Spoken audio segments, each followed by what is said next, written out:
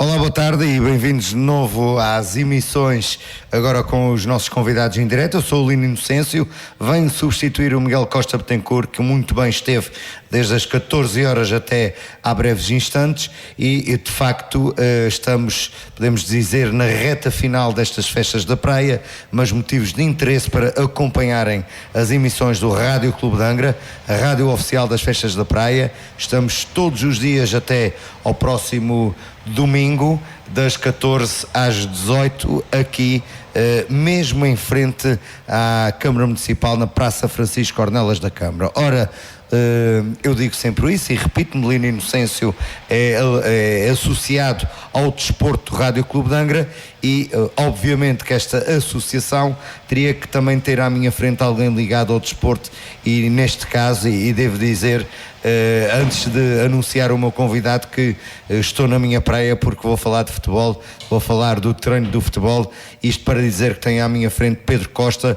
Para quem não sabe quem é o Pedro Costa é o Caneco e eu antes em off perguntava-lhe se não era ofensivo chamar-lhe assim e ele disse: se não for assim ninguém sabe quem é que eu sou. Caneco, antes de mais, obrigado pela tua disponibilidade, por estares aqui aos microfones do Rádio Clube de Angra nestas festas da praia, que são as festas da tua cidade, antes de mais. Exatamente, primeiro que tudo agradecer-te a ti o convite e ao Rádio Clube de Angra, poder partilhar aqui algumas ideias sobre futebol, algumas opiniões também, que não passa disso, a minha opinião, ainda mais na minha cidade, na minha praia. E portanto, mais uma vez, obrigado a vocês por este convite. Pedro Costa, Caneco, neste momento treinador de futebol, profissional de treino de futebol, ou seja, é um treinador de futebol, mas profissional, e é caricato porque muita gente pensa que quer ser jogador de futebol profissional. O Pedro Costa, o Caneco, foi pelo outro lado, ou seja, é um grande objetivo já há muitos anos, chegamos a trabalhar juntos, é um objetivo do Caneco ser treinador profissional. Esta etapa começa na formação de praense enquanto jogador, depois ainda como atleta júnior já treina o escalão abaixo, que são os júniores B, os juvenis, e depois aos 27 anos o Caneco é treinador de futebol profissional com larga experiência, arrisco-me a dizer, dos treinadores açorianos. Aliás, eu afirmo, sem ter isto ainda na Wikipédia, nem com bases fundamentadas para dizer isto. Acho que o Caneco é os treinadores dos Açores, por mais lugares passou, por mais experiências passou, e apenas com essa tenra idade. Antes de mais, é uma paixão o treino do futebol para o Caneco? Sim, uma paixão muito grande. Eu desde cedo, se calhar devido aos meus pais terem ali um restaurante, o Arcada, e tinham uma fotografia também, mas tinham o Arcada ali perto do velhinho municipal da Praia da Vitória, então eu muito cedo saía do Arcada, atravessava a rua, ainda se fosse hoje em dia não era permitido, mas naquela altura havia maior liberdade, e eu ia assistir a tudo que eram treinos do praense, de todos os escalões, metia-me na carrinha para ir ver jogos do meu primo. Eu com 4 anos começava a treinar com eles quando nem sequer vi o escalão de infantis ainda. Claro que aquele treinar era só estorvar debaixo dos pés deles, que era assim mesmo, com episódios inclusive de esconder-me na carrinha para poder ir ver os jogos à Terra-Chã contra o Belém, e foi sempre esta paralela com a fotografia multimédia por causa da foto íris, não é? Pois, convém dizer que o Caneco é da família Costa, da foto íris, que há largas décadas andam a ilustrar aquilo que se passa nas nossas festas, nos nossos casamentos, em todas as coisas. Pois, essa sempre também foi uma paixão, porque vem já do meu avô. E também tens esse hobby, ou numa altura mesmo profissão, de fotografar. Parei sinceramente, parei completamente.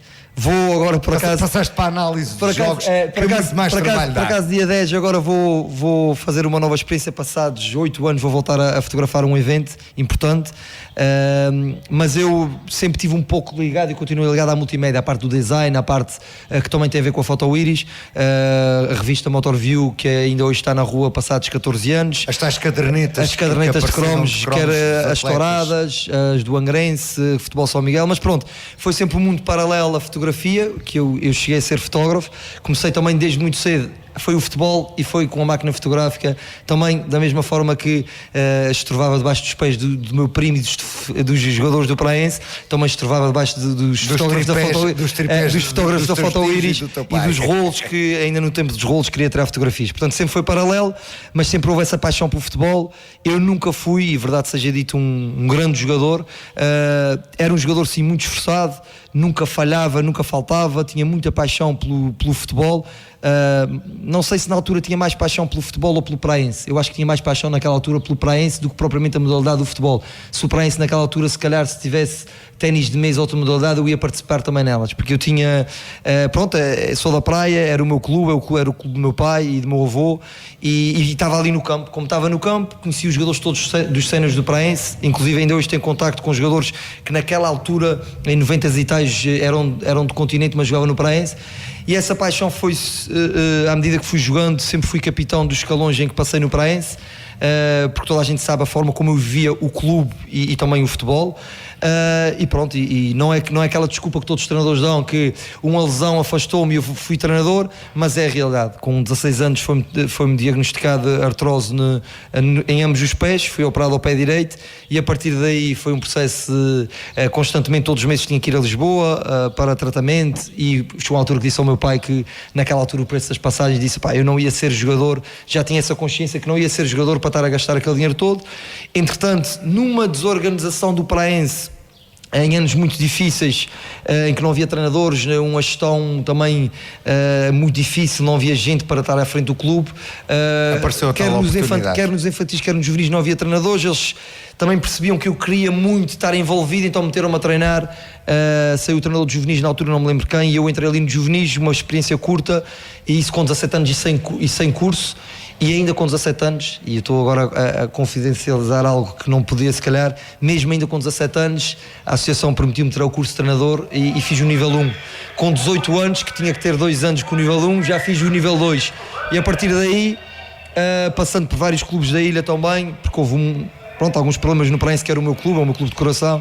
E entretanto saí, fui para a Lusitânia, depois estive também no... Porque a tua carreira, e começando agora já nessa parte de treinador de futebol, já são muitos clubes pelos quais passaste na Ilha Terceira.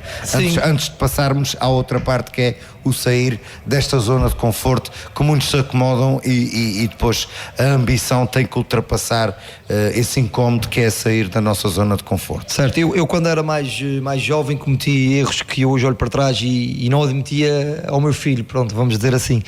Eu hoje olho para trás e vi que cometi muitos erros de jovem treinador, achar que numa altura em que eu comecei com algumas inovações, e esta é uma realidade, aquilo que era a defesa à zona, coisas que não eram muito normais nem sequer no futebol nacional, mas devido a uma ou duas referências que tive, e posso mencionar que o meu colega também, que deixou de jogar por uma lesão, que é o Dércio Enes, que é um super cérebro e muito inteligente, e que me fez ver algumas coisas do futebol que eu até ali não sabia. Eu se fosse para ir dar, eu na altura para ir dar um treino, eu ia fazer o que me tinha sido feito antes com o António Avelino, com o Chalana, com o Ricardo, que era, eu sabia o que era o aquecimento, que era joelhos à frente e atrás, e depois do jogo era um 4-3-3 e meter aquilo. E o Dércio abriu muito uma visão, que havia 2 treinadores em Portugal a começar com a zona, o que era a zona, e eu não percebia nada daquilo, e bebi muito Dércio, copiei sinceramente, e é a realidade. Ainda hoje já o admiti isso, copiei inclusive um fecheiro que ele tinha de modelo de jogo, copiei aquilo, comecei a beber aquela informação e depois especializei-me, e aí achava que era o supra-sumo, e isso é um defeito que tive, é um erro que tive e hoje assumo, e peço desculpas às pessoas que possa ter magoado por isso. Essa humildade acho que é sim, porque há um treinador em específico, há um treinador em específico que eu já por 2 vezes pedi desculpa e não tenho problemas de dizer, porque eu já falei com ele, que é o Francisco Faria, que eu cometi um erro muito grave nas redes sociais por achar que, por ser novo e que tinha muita ambição, tinha muita paixão, achava que só aquela forma que era a correta, e no futebol não há formas corretas. Eu posso jogar só com linhas em cima da minha área e defender e ganhar um jogo, como eu posso ir pressionar alto e ganhar um jogo. Não há formas corretas de treinar, não há formas corretas de jogar, não há ideias de jogo corretas, não há o jogador certo, porque eu posso ter uma opinião sobre o jogador e ter outra, e um pode jogar melhor que outro. Portanto, eu na altura achava que aquilo é que era certo, e cometi muitos erros, e também pela minha ambição e de ver que do amadorismo, que eu apesar de não ser profissional naquela altura, já tinha um mindset muito profissional e de querer as coisas certas, e se calhar por isso criava alguns conflitos nos clubes, e então ia para outro clube, queria melhorar, o meu erro naquela altura era não perceber que as pessoas não acompanhavam aquilo que eu queria e que não tinham que acompanhar. Chegavas a uma altura, ficavas frustrado por não exatamente, mas nem toda. E criava alguns atritos por vezes. E eu achava que era culpa das pessoas, mas na realidade nem toda a gente tem que andar na mesma mudança. E eu não era capaz naquela altura de me adaptar, esta é a realidade. E também porque depois o trabalho, os jogadores gostavam daquilo que eu fazia, os pais gostavam daquilo que eu fazia, também era aliciado por outros clubes para ir para lá porque os pais queriam, ou os dirigentes do clube, ou mesmo os miúdos falavam bem. Portanto, também tinha, ou seja, eu tinha esse erro que eu já admiti, mas também tinha a parte boa que era, trazia frescura, trazia os miúdos que gostavam muito, queriam, também pela minha proximidade de idade com os miúdos, eles identificavam-se mais, e portanto também era aliciado no fim da época para ir para outro clube, e eu seguia, pronto. Até o momento em que chegou a Fontinhas e sou despedido numa situação que não adianta aqui falar, é muito caricato e aí é triste. E aí eu sou convidado pelo Angrense para ir para os infantis e já na altura a condição que meti foi, eu trabalhava gratuitamente nos séniores, se me aceitassem nos séniores eu treinava os infantis do Angrense e assim foi. Numa forma também de aprendizagem mesmo própria. Sim, e numa altura em que o Angrense numa altura em que estavas a trabalhar com o Roldão, era o treinador Roldão principal, Duarte e o Miguel Prenda. E o Miguel Prenda. E ainda hoje, se não é esses dois senhores, eu se calhar estava a tirar fotografia. Vocês fazem um feito que é subiram uma equipa, ou mantiveram uma equipa no Campeonato de Portugal apenas com jogadores açorianos. Sim, fizemos fase de subida, na altura depois também apanhamos o Futebol Clube Porto na terceira eliminatória da Taça de Portugal. Foi um ano espetacular. Aliás, eu acabo o ano anterior e a seguir é que é a Taça de Portugal, assim é que é. Nesse ano que eu estou a falar anterior, eu entro em novembro, dezembro, entre já com a época a decorrer, e esses dois grandes senhores, e não só grandes senhores de grande caráter, o Miguel Prenda e o Roldão Duarte, de me aceitarem, esse miúdo que muita gente não queria ter por perto, eles aceitarem-me quando a equipa estava em primeiro lugar e estava bem, porque é que vai entrar aqui o miúdo? E eu na altura aceitei fazer gratuitamente porque queria mostrar trabalho. Entrei no Angrense numa altura em que nem sequer no Campeonato de Portugal havia a questão da multimédia, a questão do vídeo, a apresentação aos jogadores, filmar treinos, filmar jogos, e eu entrei com isto e foi um input também para o Miguel Prenda e para o Roldão, que beberam essa parte, mas também deram-me grande autonomia para trabalhar esta parte. Inclusive o Roldão deu-me autonomia para muito mais, para na altura apresentar exercício, criar exercício e apresentar aos jogadores e executar no treino, que não é fácil. Como é que alguém, o terceiro treinador, vamos dizer assim, aliás com o Clemente também treinador do guarda-redes, ou seja, como é que o quarto treinador vai orientar um exercício no treino de séniores? Isto só é possível com um grande senhor que é o Roldão e com o Miguel Prenda, e que me permitiram isso, que me fez crescer muito. No ano seguinte houve uma grande atração para vir para o Praense, porque as pessoas tinham muita vontade, mas sinceramente eu tive... De assumir a nível principal? Não, de adjunto, mas na altura o Marco Monteiro ia entrar com um grande projeto no Praense, e que foi um grande projeto, de certa parte, em termos desportivos, em termos financeiros já sabemos que não foi, mas esse convite, depois o facto de não deixar o Miguel Prenda e o Roldão, que me davam tudo, e depois foi um ano muito bom, foi o tal ano que fomos a fazer fase de subida só com açorianos, fomos jogar contra o Porto, e pronto, e aí começou a minha, aí torno-me profissional, foi há 10 anos atrás, torno-me profissional, só faço futebol a partir daí, e pronto, e a partir daí a partir daí deixas de ser o tal adjunto do Angrense, e depois há já o contacto com treinadores de outras paragens a nível do continente. Sim. Creio que a tua experiência foi com o Bruno Álvares. Com o Bruno Álvares, que, ou seja, o Miguel Prenda e o Roldão, eu acho que cada treinador que eu apanhei principal, que começando por Roldão, Miguel depois, apesar do Miguel ter sido despedido e nós saímos, tu eras também, exatamente, éramos os três, nessa altura, e éramos os quatro aqui com o Clemente, Miguel Prenda, o Miguel, tu, eu e o Clemente. Tu, eu e o Clemente. E nessa altura... Acho que até eu que trabalhei 16 anos no Angrense, já não exerço o cargo de treinador porque também a minha ambição não é a tua, porque senão também continuava, mas ainda hoje em dia falo com o nosso antigo presidente daquela altura, que ele foi teve a coragem de ser o primeiro presidente do Angrense a despedir um treinador e logo aquele treinador para mim Prenda, que nunca mais treinou a não ser coordenar Praense e essas questões, mas são águas passadas. O Miguel Prenda, a partir daí, mas o Miguel Prenda, Bruno Álvares, como é que surge o contacto com o Bruno Álvares? Surge porque eu no Angrense já estava a treinar o terceiro nível, e apanhei o Bruno Álvares e outros grandes treinadores que hoje estão, muitos deles já estão isso no curso de terceiro nível, e depois o Bruno pediu-me, ia entrar na fase de subida com o Fátima, ia assumir como treinador principal a fase de subida, e precisava que eu fizesse aqui análise aos clubes que viessem cá ao Praense, ao Operário, E faz-me esse pedido e eu digo que gratuitamente posso ajudá-lo, porque foi um colega que eu gostei muito no curso, e entretanto ele nem passado uma semana liga-me outra vez e disse: pá, nem houve jogos como aqui que este que já dei uma opinião sobre o Praense, e ele diz-me não, estava-me a convidar para adjunto se eu queria ingressar no Fátima. Na altura isso é uma mudança também muito radical. É uma na mudança tua radical vida. porque é a família. Sei que também na altura não sei se ainda se já eras pai. Não, pai não era, mas já vivia, até vivia em Angra do Heroísmo com a minha esposa, com a Bárbara, e tínhamos ido ver Pranga por causa do Angrense, alugamos uma casa. E entretanto aqui. Ou seja, é quase aquela vida do futebolista e do treinador. Exatamente. Anda com o pois incerto, e a esposa e a família. É muito duro, mas só com apoio muito importante para dares continuidade a esse teu sonho. É muito duro, mas só com mesmo os jogadores, mas eu vou falar do meu caso, falo do meu caso como treinador. É muito duro, mas só com um grande suporte familiar, primeiro da mulher, da esposa, neste caso, na altura namorada, a compreender e a respeitar aquilo que era os meus objetivos de carreira, e depois com uma família por trás, porque como deves imaginar, eu quando fui para o Fátima não fui receber o que recebo hoje, e não era, nem sequer dava para sustentar, nem sequer dava para pagar as viagens, digamos assim, mas era o querer abrir portas, o querer aprender, o querer mostrar-me também, o querer conhecer pessoas, e hoje olho para trás, e ainda bem que o fiz, hoje olho para trás e agradeço muito à minha família e à minha mulher. Olha, eu devo-te dizer porque que falo muitas vezes com o teu tio, com o teu pai, e de facto sempre que eles falam em ti, falam com um orgulho imenso, e acho que não há melhor gratificação para um filho que é os pais estarem orgulhosos do percurso que o seu filho tomou. Passado isso tudo, o ano passado tiveste uma experiência na Liga 3 como treinador principal pela primeira vez no patamar mais alto competitivo, onde tiveste como treinador principal no Amora. Também já és chamado numa altura em que as coisas não estão muito fáceis. Como é que surge esse convite e como é que tu chegas ao Amora?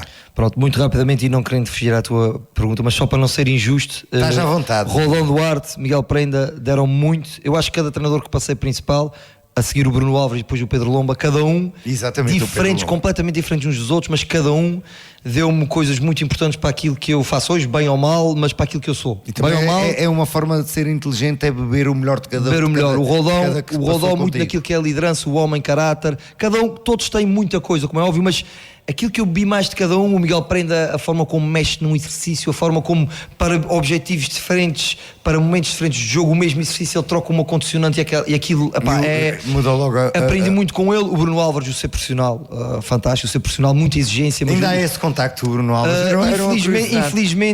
Infelizmente, houve 2 ou 3 episódios da vida que fizeram com que nós hoje não tenhamos contacto. Infelizmente, digo isso porque eu continuo a valorizar muito aquilo que ele fez por mim. E o Pedro Lomba? O Pedro Lomba continua a ser. Continua a ser junto dele aqui no o Pedro Lomba, tive Praense, Loltano e Salgueiros com ele, mas parece que tive uma vida inteira com ele. Foi aquele treinador que foi a machadada final para depois eu ser principal, se bem que eu hoje posso voltar a ser adjunto Pedro Lomba sem qualquer tipo de problema, ou de outro treinador qualquer. Há muita gente que há um equívoco que é um adjunto, o principal é uma coisa, aquilo acaba porque quase como o 11 da equipa que está em campo, é uma equipa. Há um que é o líder, é o que dá a cara, é como uma direção de uma filharmónica, de qualquer coisa. Lindo, depende aí como é que o treinador principal também olha para liberdade e dá liberdade para isso. E o Pedro Lomba, em relação a mim, não estou a falar em relação à equipa técnica toda, porque senão depois já outros podem achar que eu estou aqui a vender peixe, mas em relação a mim, desde o primeiro dia no Praense, confiança a 100%. Tudo, aquilo um pouco era com o Roldão, mas ainda mais também a minha experiência já era maior. Aliás, o Pedro Lomba, ainda hoje, eu fui parar ao Amora por causa do Pedro Lomba, e isso é uma história complicada aqui, que é, eu fui parar ao Pedro Lomba por causa do Amora, porque o Pedro Lomba, durante o curso de treinadores que fez o terceiro nível depois de mim, nós estávamos no Loltano, e eu ficava sozinho com a equipa enquanto ele ia para o curso, e ele dizia lá no curso a toda a gente que ele veio antes do Praense, ele vinha 3 treinos por semana, treinar à noite, e o Praense era treinar de manhã e 5 treinos por semana, era profissional. E ele bebeu muito daquilo que era a metodologia do Bruno Álvares, que eu trouxe, não é? Que eu trouxe, e eu, com algumas ideias minhas, realmente com a ideia de jogo dele, e com a metodologia de treino, com os exercícios de treino para a ideia de jogo dele, mas com a metodologia para 5 treinos, tudo, foi um grande suporte também ao Pedro Lomba. E ele, ao falar disso aos outros treinadores, foi uma coincidência grande de uma pessoa que ligou ao Amora, e o Amora queria o Pedro Lomba, e essa pessoa diz, pá, esquece o Pedro Lomba. Ele estava no Canelas. Esquece o Pedro Lomba, mas contrata o Caneco, porque o Caneco está, apesar de estar na 5ª divisão nos Açores, o gajo está a fazer um grande trabalho, no Guadalupe está a fazer um grande trabalho, pronto, e aí chegando ao Amora, o Amora estava em último lugar, eu chego uma equipa muito, muito jovem, e isso era identificado. Uma dúvida que eu tenho, uma questão: condições. Falam muito que os clubes de cá têm poucas condições. Chegaste ao Amora, encontraste um bom suporte para teres bons treinos, bom material, É assim, o Amora, apesar de não viver, o Amora, apesar de não viver em termos financeiros, não ser um clube que vive os melhores momentos, mas também não vive mal, porque é uma SAD, não nos faltavam condições. Aliás, a diferença, e eu costumo dizer, porque os nossos clubes têm todas as condições para estar na Liga 3 e nesses patamares, é porque um clube como o Amora, um clube como o 1º de Dezembro, em que eu também tive muitos anos e marcou-me muitos anos, não tive 2 anos e meio, é um clube que me marcou-me muito.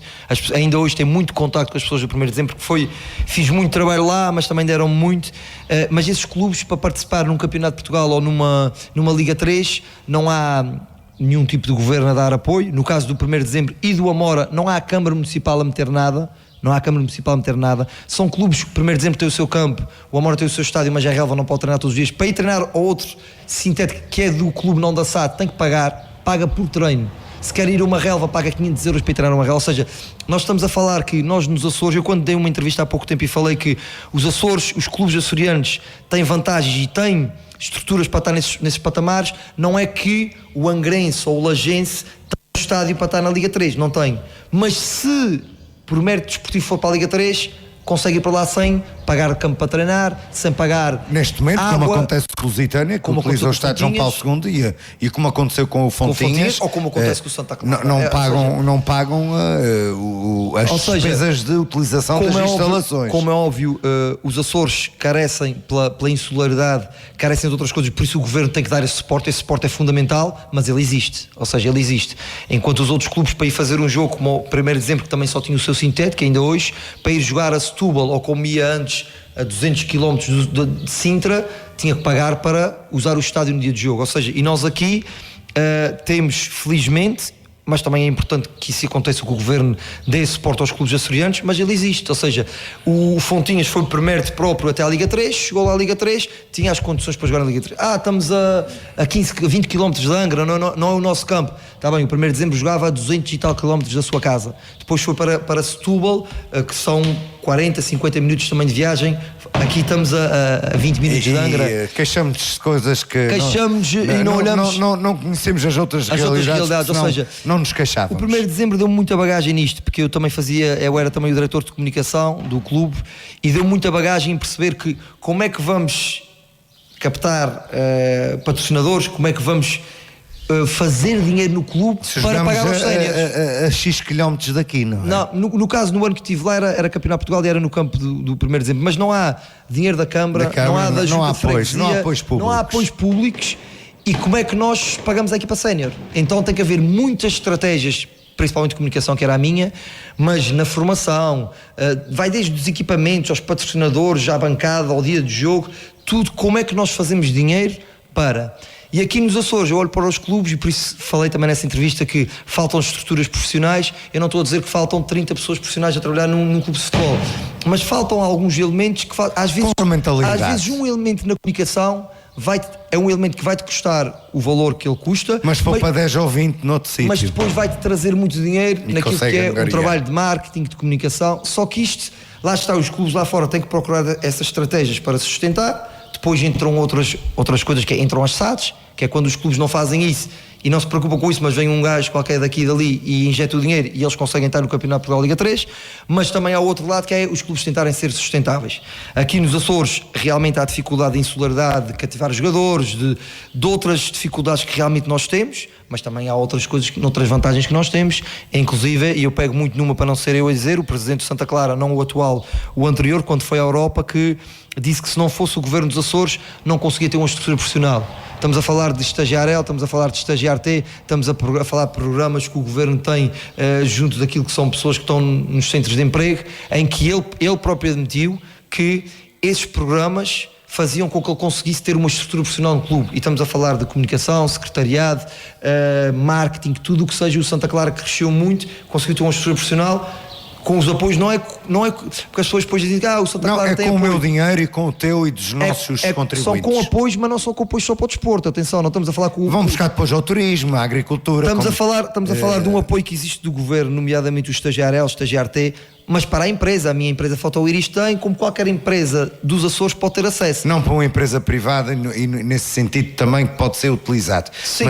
Mas acredito que se não fosse isso, eu digo a muita gente, e eu vivi no Porto 12 anos, eu digo a quase todas as pessoas que estão ligadas a clubes nos Açores, que no continente o clube deles não sobreviveu uma semana. E eles ficam a olhar para mim e perguntam-me, mas estás tolo? E eu estou tolo? Não, vocês é que não imaginam o trabalho que as pessoas lá fora de um clube têm para angariar dinheiro para poderem pôr o clube em funcionamento. Portanto, nós todos estamos cá à sombra da bananeira, como se costuma dizer, e depois ainda há o problema que é muito caricato, que é com apoios. Há clubes que fecham o escalão sénior com dezenas de milhares de euros na conta e fecham, não fazem aquele escalão. Aí vais falta passar dos para um recursos problema, humanos. aí vais falar do recurso, lá está, do tal recurso Dos humano, e aí vais humanos. transportar para aquilo que é a sociedade. Mas isto então, se não houvesse nem sequer um euro na conta, então não havia clubes nos Açores. Se não houvesse os contribuintes a darem este dinheiro que vem da Secretaria neste momento da Educação para a Direção Regional do Desporto, para este campeonato de futebol dos Açores, nós não tínhamos desporto cá, porque eu acho que as pessoas também preocupam-se muito pouco com o desporto e o desporto previne o gasto do Estado a médio e longo prazo. Falamos a nível do SNS, a nível de doenças e de tudo. Mas aí se fores por aí também, se fores a outras áreas como a cultura, como claro que nós, devido à nossa insularidade, só para ir buscar, porque eu acho que as pessoas que estão ligadas ao desporto nos Açores, se fosse à procura destas condições no continente, fugiam do desporto. Sim, mas também há o fator que acho que é importante, que é o fator social. Não podemos meter só aqui o desporto, que é difícil arranjar direção para uma filarmónica, é difícil arranjar... Claro, há que haver prioridades. É difícil arranjar direção para uma sociedade. Da mesma forma é difícil arranjar para o futebol, e o grande problema que está aqui, para o futebol ou para o desporto. Há que haver prioridades. Em termos de apoios... Nós não podemos ter, e eu vou buscar este exemplo concreto, que é, nós não podemos ter uma equipa nunca me pensem que estou a menosprezar. O grupo desportivo de Fontinhas, que é de uma freguesia que deve ter à volta de 2.000 habitantes, não sei se chega a tanto, na Liga 3 é incomportável. Não, é incomportável, é tanto incomportável que o Grupo Desportivo de Fontinhas veio da Liga 3, neste momento está para participar no Campeonato de Futebol dos Açores, e o seu próprio presidente, numa entrevista esta semana no órgão de comunicação social, diz que se calhar não consegue formar a equipa. Sim, mas Olino, aí ou seja, nós também temos que dar o passo à medida da nossa perna. Deixa-me dar a minha opinião, que não passa uma opinião, que é... Estamos aqui mesmo para mas isto é como tudo, ou seja, eu não vou dar o caso de Fontinhas porque eu acredito... mas eu dei esse caso porque isto saiu nos órgãos de comunicação social esta semana. Eu vou-te dar... Eu fico estupefacto como é que uma equipa há 2 épocas estava na Liga 3, foi a primeira equipa açoriana a estar na Liga 3, e hoje em dia está na 5ª Divisão Nacional e se calhar não consegue participar. Mas aí deixa-me dar-te a minha opinião, que é, eu acho que o Fontinhas ou qualquer clube tem a capacidade, até para aquilo que eu já falei, de estar na Liga 3. Eu acho que isto existe, porque há muitas formas de estar, e eu acho que um clube não tem que ter X número de habitantes para estar na Liga 3. A minha opinião é que, tal como numa empresa pública ou privada, num grupo de filarmónica, numa dança em tudo, se não for bem gerido, e não estou aqui a fazer uma crítica às pessoas das Fontinhas, atenção, estou a dizer é que tudo tem o seu peso, não é? E nós não podemos fazer as coisas este foi um mero exemplo e é um facto. Sim, é um facto. Eu acho que a constatar apenas um facto. Acho que o Fontinhas podia e conseguia ter participado da Liga 3. O problema que está aqui é um problema social, que é como eu já dei o exemplo, que é o arranjar pessoas para estarem à frente dos clubes. E as pessoas que estão, não estou a falar do Fontinhas, estou a falar de todos os clubes, ou todas as sociedades, ou o que quer que seja, as pessoas estão um número de anos, cansam-se porque depois têm filhos, e cansam-se daquilo, é muito desgaste, mas depois muitas vezes não há uma continuidade. Há clubes que conseguem, aqueles clubes que conseguem ter 2, 3, 4 direções consecutivas e dar continuidade, têm sustentabilidade, estão bem e estão a trabalhar. Aqueles clubes que bastou uma direção ali falhar e não aparecer ninguém ou trabalhar-se mal, acaba depois por as coisas mal. caem, pronto. E não falando do Fontinhas, porque não é... Não, vamos falar agora para terminar não, esta nossa conversa. Uma excelente conversa. O André está ali, nem precisa mexer em botões nenhuns, porque o discurso está a correr de forma natural e fluente. Vamos falar agora, e para terminar, do teu projeto. O projeto onde o Caneco vem do Amora e vem até à Vila das Lajes, bem próxima da sua cidade de Vitorino Messi, Praia da Vitória, num clube onde também já trabalhou como treinador, no Lagense, na formação, e agora vem abraçar um projeto que é os séniores do Juventude Desportiva Lagense, não querendo pôr pressão, o clube que ficou na segunda posição e a poucos segundos ou minutos de poder estar neste momento no Campeonato de Portugal, o que é que aliciou-te para voltares novamente à Ilha Terceira, à cidade da Praia da Vitória e à Vila das Lajes? Pronto, primeiro, não querendo ser injusto com os lagenses nem com quem me convidou, eu não ambicionava vir para o Campeonato dos Açores, mas a verdade é que o que me aconteceu na Liga 3, e também por motivos familiares, posso dizer isso, não só a minha filha, mas o processo do Amora nem sempre foi fácil, a distância com a família e portanto, e por motivos familiares também eu precisava de vir para a ilha, e depois também não posso esconder o precisar de vir para a ilha. Havia convites lá de fora, mas aquilo que era o projeto Lagense, aquilo que me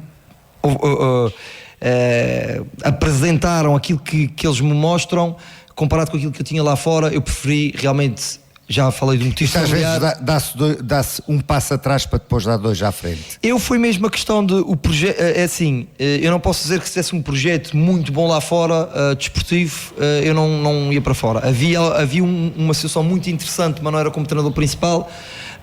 Financeiramente, desportivamente talvez, mas não era como treinador principal, e eu optei por, mais uma vez vou referir, o que pesou na balança entre a minha família e aquilo que era o projeto desportivo lá fora. Eu optei por vir para cá, ainda por cima com um convite do Lagense e com apresentar-me um projeto que é muito aliciante, e que eu podia realmente começar um projeto do início, que não aconteceu no primeiro ano de Guadalupe nem no Amora. Eu começar do início e com o clube com a capacidade de ir buscar jogadores e continuar principalmente com os jogadores que eu pretendia, foi aliciante para mim. Lá está, a balança, colocando tudo, Lagense, projeto, família, e o facto de lá fora também não haver algo que me fizesse outra vez malas e ir para fora, vim para cá. Um projeto Lagense que, como toda a gente já percebeu, e aquelas pessoas que eu abordo na rua e pessoas do futebol, não é se calhar o projeto candidato à subida, porque este ano há um Santa Clara B. Eu ia dizer mesmo isto, eu acho que Santa Clara B que eu tenho falado com muitos colegas meus, muitos amigos. Eu acho que isto não é estando aqui com teorias da conspiração, mas acho que o título anunciado do campeão de futebol da Série Açores já está praticamente ao Santa Clara B, porque há um jogo de movimentação de atletas numa equipa que é profissional, tem uma equipa de sub-23 e agora tem este Santa Clara B que participa no campeonato de futebol dos Açores. Obviamente prescindir daquela verba para o atleta formado na região não é problema para um Massado, para um clube.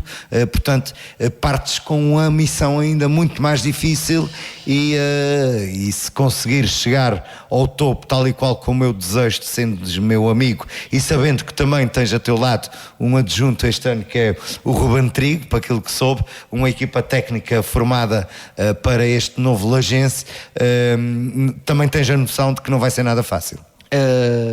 Como é assim, o Santa Clara tem outros argumentos por ser profissional, tem 3 equipas profissionais em que os jogadores podem andar, quer seja de sub-23, uma equipa de sub-19 é quase a 4ª equipa, mas isto, o que o Santa Clara faz é com eles, ainda bem que tem um bom projeto, e projetos como Santa Clara e Lusitânia, em que muita gente não gosta porque são de valorizar, na minha opinião, porque valorizam, ao contrário do que se diz que não valoriza o atleta açoriano porque os atletas são de fora, valoriza o real atleta açoriano, não um jogador. Um jogador é uma coisa, um atleta é outra coisa. E atletas são poucos, aqueles que querem seguir uma carreira no desporto são poucos. E portanto, em vez de termos 18 miúdos a participar no Nacional de Júniores da Ilha, se calhar temos 2, mas aqueles 2 é que contam, porque aqueles 2 é que querem, aqueles 2 não vão trocar uma viagem de finalistas por um jogo. E portanto é isso que as pessoas confundem. E portanto projetos como o Lusitânia e projetos como o Santa Clara deviam haver mais para no futuro termos mais atletas, e quando digo mais atletas pode ser um na Primeira Liga, porque nós não com temos qualidade e com mentalidade competitiva. Pode ser 2, pode ser 3 atletas de alta competição, porque nunca vamos ter 18. E aí é que está a diferença, porque as pessoas não percebem isso. E neste momento já começa a aparecer no Lusitânia, porque vai ser isto é um processo que não são de curto prazo, isto é médio longo prazo. Portanto, é daqui a 10 anos que vão começar a aparecer os miúdos que querem estar naquela equipa do Lusitânia ou de Santa Clara e que vão começar a ter que abdicar de algumas coisas para chegarem lá. E é esses que vão ser valorizados, 2, 3. E se daqui a 10 anos temos 2, 3 na Primeira Liga, vai ser valorizado o que o Lusitânia está a fazer agora. E outros clubes vão seguir, porque eu, na minha opinião, o futuro não é ter 18 miúdos a fazer um campeonato regional num clube da ilha, mas depois, quando chega, ou o Nacional, como aconteceu no Angrense, e não há problema nenhum de eu admitir, em que eu tive com o Cristiano Brás, e nós não podíamos ter atletas de fora, porque era aqueles miúdos que tinham que ser valorizados, e depois quando chegou a um jogo que era super decisivo para o Angrense se manter, como o Lucena se manteve na altura na segunda divisão nacional, houve uma viagem de finalistas a Maiorca e ficamos a ir para o jogo com 11 jogadores. E portanto, isto não é valorizar o atleta açoriano. A valorizar o atleta açoriano é colocar jogadores de fora que façam com que o jogador açoriano tenha que ter mais compromisso, tenha que ter mais dedicação, queira aprofundar também as suas qualidades para ficar melhor, porque ninguém evolui na facilidade. Acho que falaste numa palavra mais importante que eu acho que falta em todas as áreas, mas principalmente no desporto: compromisso. Mas se não houver dificuldade, seja no que for, a gente se não errar, não evolui. E na facilidade que é promovida pelo atleta açoriano, isto é uma facilidade que faz com que muitas vezes não seja preciso dar mais isso, abdicar mais daquilo. E portanto, parabéns ao Santa Clara e ao Lusitânia. Há outros clubes que vão seguir. Posso dizer que o Lagense, e foi uma das condições de vir para cá, abdicou também desta parte. Nós temos quase só atletas açorianos, não temos só atletas açorianos. Neste momento no plantel sénior, neste momento temos 4 jogadores fora da... aliás, 3 deles já são da região, porque já residem aqui. Um deles... já podes adiantar reforços ou não? Sim, o plantel já foi anunciado em muito sítio, não no clube, porque nós optamos por... o clube optou por ainda não anunciar, mas já foi anunciado noutros sítios, como o Toró é o jogador que foi comigo do Guadalupe para o Amora e agora vem comigo, e depois 3 atletas que vêm do Lusitânia, o Ragnar Witt e o Rui, os Jordans que vêm do Angrense e o Luciano Serpa do Praense. Portanto, são os jogadores que vêm, não há problema nenhum porque é uma ilha pequena, toda a gente já sabe, portanto não há problema nenhum em dizer o que é que vem. O importante foi manter a base que a equipa tinha, porque era uma boa base, um bom trabalho também, na minha opinião, de João Abel, e uma boa base que fica. Essa foi a preocupação, com juntar aqui alguns atletas, sendo que uma das minhas, não vou dizer exigências, mas o facto do clube dizer que ia abdicar do atleta açoriano foi aquilo que me fez vir. Não que eu tenha nada contra o atleta açoriano, até porque o meu plantel é 90% atletas açorianos, mas só o facto de não estar amarrado a isto faz com que eu trabalhe de outra forma. E este acho que é um problema dos treinadores, é que quando se deparam só com atletas açorianos, porque é assim, um atleta açoriano que se lesione, que tenha um mau comportamento ou que seja promovido para um clube melhor, tu não consegues a meio da época substituir, porque não há. E isto, quem está só com os jogadores açorianos está sujeito, como o Lugense o ano passado, que perdeu a meio da época um elemento que era muito importante e de rendimento ao longo da época desportiva, perdeu este elemento. Como é que foi compensar? Não conseguiu. Caiu e não conseguiu ser competitivo com o Operário. Falo especificamente do Lagense, e depois o treinador é que teve problemas, depois porque não consegue colmatar aquele jogador. E nenhum clube consegue. Quando tu perdes uma peça importante a meio da época, ou tu contratas no início da época, mas se perdes por um desses 3 motivos que eu falei, depois não consegues. E portanto, eu para fazer o meu trabalho de treinador, sinceramente não estou à vontade. Já no Guadalupe aceitei o projeto porque não tinha só jogadores açorianos. Aqui aceitei pelo mesmo motivo, apesar de ter muitos açorianos, e eu aposto no atleta açoriano. Eu vou começar a pré-época com 8 júniores, 8 jogadores do escalão júnior, porque eu aposto no jogador jovem. Para mim não me faz... Eu, para escolher um jogador para jogar ao fim de semana, não me interessa se ele tem 17 anos ou se tem 41. Não me interessa se ele é da Praia ou da Angra ou de Sintra ou de Cabo Verde. A mim não me interessa se é branco, se é preto, se é amarelo ou se é filho deste ou daquele. A mim interessa-me é qual é o jogador que eu posso estar errado, mas qual é o jogador que na minha ideia vai me dar mais rendimento para ganhar aquele jogo. Claro que eu erro, claro que eu falho, muitas vezes nas cabeças do jogador ainda mais, porque achava que estava melhor com o outro e eu escolhi outro, mas na minha consciência é escolher o jogador que me faça ganhar aquele jogo, porque o importante no futebol é ganhar o jogo. E portanto, eu vou começar com os júniores, eles vão ter o seu espaço, mas depois não depende de mim. Depois as pessoas dizem, aquele treinador não aposta na formação, não aposta no jogador. Não, o jogador é que tem que ter. Eu vou dar a oportunidade, depois o jogador se tem ou não, aí já não é responsabilidade minha. É parte deles. Já é parte deles. E portanto, eu dou essa oportunidade. Aliás, no Amor eu treinava com 30, 35 jogadores, porque eu tinha a equipa principal, a equipa B, a equipa de sub-19 e a equipa de sub-18. E treinavam regularmente muitos desses jogadores, para estar com 30 e 35 cada treino. Eu dava espaço a esses miúdos e cheguei a estrear alguns, porque eu dou esse espaço, depois depende do jogador, lá está. E portanto o projeto do Lagense, voltando à tua pergunta, porque já me alonguei um bocadinho, é um projeto que é uma direção que está ambiciosa, é uma direção que quer apresentar condições, quer fazer um bom trabalho, tem consciência dessa questão do Santa Clara, mas também temos consciência de outra coisa, e também senão não vinha para aqui, que é, quer seja o Santa Clara, quer seja o Angrense, quer seja porque toda a gente está a falar do Santa Clara, mas esquece do Angrense, que é sempre uma equipa muito competitiva e consegue... E do Rabo de Peixe, que o Rabo de Peixe, o Praense, que faz uma equipa tarde, mas como tem o atleta de fora, se aparece aí 5, 6 jogadores fora de série, é uma equipa que vai ser competitiva. O ano passado o Praense começou tarde, o Praense começasse 2 semanas mais cedo, se calhar que tinha sido campeão. Portanto, nós estamos só aqui a falar do Santa Clara e depois do Lagense, quase como se fosse uma luta a 2, e que não vai ser uma luta a 2. Vai ser uma luta de várias equipas, sendo que, como já disse, o Santa Clara parte em vantagem. Não posso esconder, porque aí também estava a ser injusto com o esforço que o Lagense faz e que as pessoas das lajes fazem para ter o clube a funcionar e para ter as condições que tem, que não estamos a falar só de jogadores e treinadores de equipa técnica, estamos a falar também de material, estamos a falar de estrutura. Eu posso dizer que nós temos uma câmara topo de gama, nós temos GPS que só existem em clubes profissionais, e isto, o clube também fez esse investimento, e é aí que eu falo que eu não posso dizer, o Santa Clara é o favorito e nós estamos aqui para garantir a manutenção. Não. Quando se entra numa competição há 2 objetivos, ou é subir divisão ou é manter divisão, e o Lagense não tem o objetivo de manter divisão só.